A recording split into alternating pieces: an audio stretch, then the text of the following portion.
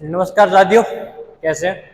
मैं आदित्य सिंह और एक बार फिर से आप लोगों के बीच आ गया हूँ आपके एक और important questions like and that question is कि what is anaemia, right down the composition and functions of blood. जैसा कि आप सब लोग जानते ही होंगे कि जो एनीमिया है, anaemia is completely associated with the blood. कि एनीमिया का जो पूर्ण रूप से संबंध है वो किससे है? खून से ही है। क्योंकि एक ऐसी बीमारी है, एनीमिया क्या है? एनीमिया एक बीमारी है और ऐसी बीमारी है जो किससे होती है? जब आपकी बॉडी में अमाउंट ऑफ हीमोग्लोबिन बिकम्स लो, जब आपकी बॉडी में हीमोग्लोबिन कम हो जाता है आपके ब्लड में, या फिर जिसे हम रेड ब्लड सेल्स भी कहते हैं, जब वो कम हो जाती हैं तो फिर हमें एक कंडीशन अपीयर होती है बॉडी में, जिसमें येलोइशनेस आ जाती है, बॉडी में स्वेलिंग आ जाती है, नेल्स येलो हो जाते हैं, आईज येलो हो जाती हैं, बॉडी हमारी धीरे धीरे येलो होने लगती है। तो उसको हम लोग एनीमिया क्या बोलते हैं? एनीमिया बोलते हैं। ठीक है। और फिर यही जो एनीमिया है ये धीरे धीरे चल करके आयरन डिफिशियंसी होती जाती है और फिर यही आगे जाके आपका जॉन्डिस बन जाता है। जॉन्डिस दैट इज पीलिया जिसे हम लोग बोलते हैं हमारी भाषा में। ठीक है, हिंदी में पीलिया बोलते हैं। तो वो फिर एनीमिया ही है जो आगे जाके हमारा क्या बन जाता है? पीलिया बन जाता है। ठीक है। तो एनीमिया और कंपोजिशन और फंक्शन ऑफ ब्लड हम लोग एक टॉपिक में पढ़ने वाले हैं, क्योंकि ये दोनों टॉपिक्स क्या है? कोरिलेटेड टू ईच अदर है। ठीक है। अब एनीमिया क्या है?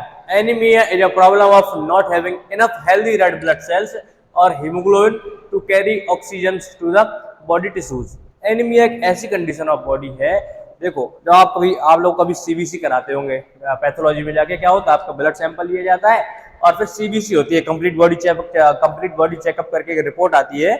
उसमें आपका हीमोग्लोबिन या आरबीसी काउंट लिखा रहता है। क्या लिखा रहता है? आरबीसी काउंट या हीमोग्लोबिन। तो उसमें आपका अच्छा आप लोग कहते होंगे कि शरीर में खून कम हो गया, 13 पॉइंट कुछ होना चाहिए, या वुमेन्स में 12 पॉइंट कुछ होना चाहिए, अब वो कम होकर 9, 10, 8 कितना भी हो गया है, तो आपको लगता है खून कम हो गया है। नहीं, खून कम नहीं हुआ होता है।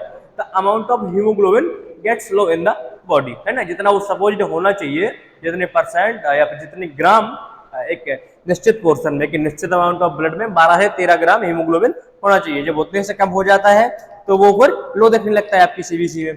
ठीक है। तो वही एनीमिया है। एनीमिया क्या है? ऐसी कंडीशन है कि बॉडी के पास पर्याप्त मात्रा में लाल रक्त कणिकाएं या रेड ब्लड सेल्स नहीं होती, लाल रक्त कोशिकाएं नहीं होती। तो क्या होता है? जब लाल रक्त कोशिकाएं कम होंगी तो शरीर के अदर पार्ट्स पे या बॉडी टिश्यूज पे जो ऑक्सीजन रहेगा, ऑक्सीजन कम मात्रा में पहुंचेगा, क्योंकि रेड ब्लड सेल्स का मेन फंक्शन है कि वो ऑक्सीजन कैरी करती है। ठीक है। ऑक्सीजन, न्यूट्रिशन, ये सारी चीजें क्या करती है? कैरी करती हैं टू द बॉडी टिश्यूज। कहाँ कैरी करते हैं? Body tissues. जब आरबीसीज कम हो जाएंगे तो बॉडी टिश्यूज तक सफिशिएंट अमाउंट ऑफ ऑक्सीजन पहुंचना बंद हो जाएगा। ठीक है। अब एनीमिया कितने टाइप का होता है बहुत शॉर्ट में समझाने वाला हूँ। आप नोट्स आपके ग्रुप में ऑलरेडी आ चुके हैं, अब वीडियो उसके बाद आएगा, तो ये बहुत शॉर्ट में समझा रहा हूँ, समझ लीजिए। अब एनीमिया एनीमिया 5 टाइप्स का होता है, सॉरी। और एनीमिया 2 तरीके से भी लिखा जा सकता है। ठीक है, ये बात याद रखना आप। एनीमिया को ऐसे भी लिख सकते हैं और ऐसे भी लिख सकते हैं। ठीक है, दोनों ही करेक्ट है। हाँ, एनीमिया होते हैं हमारे 5 टाइप्स के। अप्लास्टिक एनीमिया पहला वाला है। अप्लास्टिक एनीमिया ये मोस्ट कॉमन एनीमिया है, बिकॉज कि ये ऐसी कंडीशन होती है बॉडी की, जब आप कह सकते हो कि समझ लो आपकी जब जब बॉडी में रेड ब्लड सेल्स कम हो जाती हैं। ठीक है, जब बॉडी में रेड ब्लड सेल्स बनना कम हो जाती हैं तो वो हमारा क्या है? वो हमारा अप्लास्टिक एनीमिया है। फिर दूसरा है आपका आयरन डेफिशिएंसी एनीमिया, नाम से क्लियर हो रहा है। When the body is lacking enough amount of iron, जब बॉडी में आयरन की कमी हो जाती है तो जब एनीमिया होता है तो आयरन डेफिशिएंसी एनीमिया बोला जाता है। फिर होता है सिकल सेल एनीमिया, ये बड़ा इंटरेस्टिंग है एक्चुअली। सिकल सेल एनीमिया, अच्छा, ये अपने वर्ल्ड में एक ऐसा पार्ट है, एक ऐसा क्षेत्र है, एक ऐसा रीजन है जहां पर मोस्ट ऑफ द पॉपुलेशन है सिकल सेल एनीमिया। मतलब सिकल सेल एनीमिया नहीं, बट उनकी जो आरबीसी है वो सिकल शेप में हो गई। सिकल मीन्स होता है, घर में देखा है गांव में हंसिया होता है, हंसिया सब्जी वगैरह काटने के लिए यूज करती है मम्मी लोग, तो उसे हंसिया बोलते हैं। तो जो हमारी लाल रक्त कणिकाएं होती हैं वो हंसिया की शेप की हो जाती है। कैसी? इस टाइप से कुछ। ठीक है, इस टाइप से हो जाती हैं। तो उसे हम लोग सिकल सेल एनीमिया बोलते हैं, है ना। और जब वो इस टाइप की हो जाती है सिकल सेल एनीमिया, जब सेल्स रेड ब्लड सेल्स इस तरीके की हो जाती हैं, तो फिर उनकी जो ऑक्सीजन कैरी करने की कैपेसिटी है बहुत कम हो जाती है, और ये जल्दी रेड ब्लड सेल्स जल्दी मरने लगती हैं। क्या होता है, जल्दी मरने लगती हैं, ठीक है, जल्दी मरने लगती है। और बड़ा इंपॉर्टेंट फैक्ट है कि जो हमारा जो अफ्रीकन रीजन है, जो मेन अफ्रीकन रीजन है, उसमें approx 10 to 40% of population 10 to 40% of population की जो सेल्स हैं, जो आरबीसी है, रेड ब्लड सेल्स हैं, वे सिकल शेप्ड हैं। कैसी हैं, सिकल शेप्ड, ओके, ये अलग है, कैसी हैं, सिकल शेप्ड है। Then we have our thalassaemia. Thalassaemia जो है, हाँ थैलासेमिया है ये, ठीक है, नंबर 7 वाली बात नहीं हो रही। थैलासेमिया क्या है, देखो एक इनहेरिटेड, मतलब ये कई बार कैसा होता है, पैतृक होता है आपका, कि मतलब जेनेटिक हो सकता है, कि जो capacity of red blood cells है to carry the oxygen becomes low, और बॉडी बहुत कम अमाउंट में क्या करती है, रेड ब्लड सेल्स प्रोड्यूस करती है और खुद ही रेड ब्लड सेल्स को मार देती है। बॉडी की ऐसी कंडीशन आ जाती है जब वो खुद ही रेड ब्लड सेल्स को मारने लगती है, ठीक है, दैट इज थैलासेमिया। फिर आपका विटामिन डेफिशिएंसी एनीमिया, नाम से क्लियर हो रहा है ना, जब बॉडी में विटामिन की डेफिशिएंसी आ जाती है, ऐसी कंडीशंस में जो एनीमिया होता है, that is known as vitamin deficiency anaemia, ठीक है, वेरी क्लियर। अब सिम्टम्स ऑफ एनीमिया, जब हमको एनीमिया हो जाएगा, हमको पता कैसे चलता है कि शायद हमको एनीमिया हो गया है, क्योंकि आपने टेस्ट तो कराया नहीं है, तो आपको पता करने के लिए एक बेसिक सिम्टम्स है। जब आपको ऐसे कुछ सिम्टम्स आए, तब आप क्या करेंगे, तो आप डॉक्टर के पास जाकर उनसे आप एक रिपोर्ट, वो आपको टेस्ट आपको प्रिस्क्राइब करेंगे कि आप अपना ये टेस्ट करा लीजिए। आप पैथोलॉजी में जाएंगे, आपके फिर ये टेस्ट किया जाएगा। लेकिन आपको पता कैसे चले कि शायद आपको एनीमिया हो सकता है, आप बहुत ज्यादा आप थकने लगेंगे, बॉडी में बहुत ज्यादा कमजोरी आ जाएगी, सांस लेने में दिक्कत होगी, और आपको देखो हार्ट बीट जो है इरेगुलर हो जाएगी, बीट्स मिस होने लगेंगी।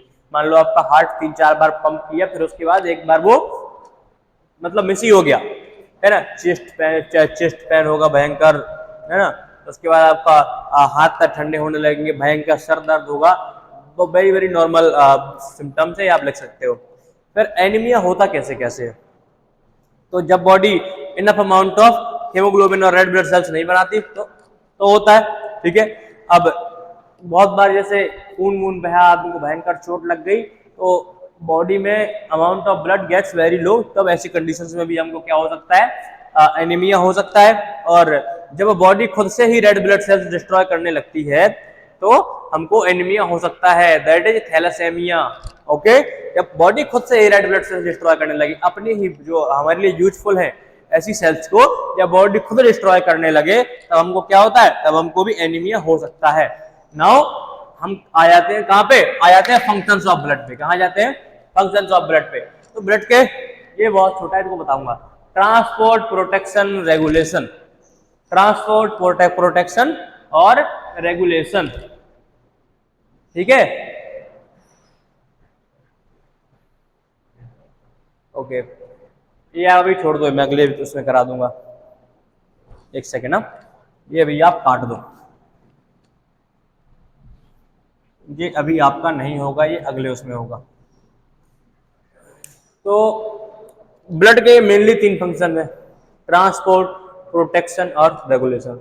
तो ब्लड का जो मेन फंक्शन है, जैसे हार्ट ने पंप किया, आर्टरीज के थ्रू वो पूरी बॉडी में जाता है, तो उसका काम है हर एक बॉडी के टिश्यूज तक ऑक्सीजन ट्रांसपोर्ट करना, मिनरल्स ट्रांसपोर्ट करना, और उनकी जो बेसिक नीड्स हैं, जो भी रिक्वायरमेंट्स ऑफ टिश्यूज हैं, है ना, टू स्टे फंक्शनल, ताकि टिश्यूज कैसे रहें, फंक्शनल रहें।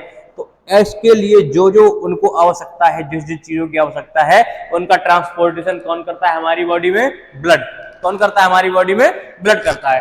अब आ जाते हैं प्रोटेक्शन पर, इस पे आ जाते हैं प्रोटेक्शन पर। अब प्रोटेक्शन पर क्या है, देखो प्रोटेक्शन इसकी, जैसे ब्लड में व्हाइट ब्लड सेल्स होती हैं, श्वेत रक्त कोशिकाएं होती हैं, वो क्या करती हैं, वो एंटीबॉडीज रिलीज करती हैं। क्या रिलीज करती हैं, एंटीबॉडीज। एंटीबॉडीज का काम क्या है, एंटीजेंस आते हैं। जैसे हमारी बॉडी में कोई वायरस आया है ना, उसको हम लोग यूजुअली एंटीजेंस बोलते हैं। तो एंटीबॉडीज और एंटीजेंस को डिस्ट्रॉय कर देंगे, खत्म कर देंगी, तो हमारी बॉडी का डिजीज से, वायरसेस से या फिर हार्मफुल माइक्रो ऑर्गेनिज्म से प्रोटेक्ट करती हैं। ठीक है, कौन? हमारा ब्लड। फिर हमारा रेगुलेशन, तो हमारी बॉडी को देखो ऑक्सीजन का रेगुलेशन का मतलब सही करता है ना, एक्सक्रीशन वगैरह करता है ब्लड हमारी बॉडी से। जैसे वेन्स होती है ना, तो जैसे आर्टरीज के थ्रू ब्लड गया, आर्टरीज के थ्रू ब्लड गया, तो ब्लड ने क्या किया, आपको क्या पहुंचाए, उसने पहुंचाया आपको न्यूट्रिएंट्स, ऑक्सीजन, जो भी रिक्वायरमेंट थी। अब जैसे आप कुछ खाएंगे तो आप कुछ एक्सक्रीट भी करेंगे ना, तो सेल्स ने जैसे न्यूट्रिएंट्स कंज्यूम किए, तो फिर वही ब्लड जो वेन्स में आएगा ना, वेन्स का कलर ब्लू क्यों होता है? क्योंकि उनके अंदर एक ऐसा, समझने के लिए हम लोग ऐसा एक लॉजिक बना लेते हैं कि ब्लड का कलर, सॉरी, वेन्स का कलर ब्लू इसलिए है क्योंकि उनमें इम्प्योर ब्लड है। कैसा ब्लड है? Impure blood. ठीक है, तो जो वेन्स होंगी, जो एक्सक्रीटरी मटेरियल है, जैसे आपका कुछ आपके स्टूल के थ्रू एक्सक्रीट हो जाता है, कुछ यूरिन के थ्रू एक्सक्रीट हो जाता है। जैसे कार्बन डाइऑक्साइड है तो हम लोग लाइक अवर लंग्स के थ्रू है ना क्या करते हैं? एक्सहेलेशन कर देते हैं, है ना, एक्सहेल कर देते हैं। या फिर हमारी बॉडी से जो पसीना आता है वो भी क्या करते हैं? वो भी एक एक्सक्रीशन का ही एक पार्ट है ना। ब्लड का मेन फंक्शन सर्कुलेशन है, रेगुलेशन है, ट्रांसपोर्टेशन, एक्सक्रीशन है। ठीक है, ये and that's it for the today's topic. ये इसके लिए मैं आप लोगों से माफी मांगना चाहता हूँ, थोड़ी मैंने ध्यान नहीं दिया क्योंकि मुझे दिक्कत है तो मैं लिख नहीं सकता हूँ, मैंने किसी और से लिखवाया था एक्चुअली। तो that's it for the today's class, see you in the next class, thank you.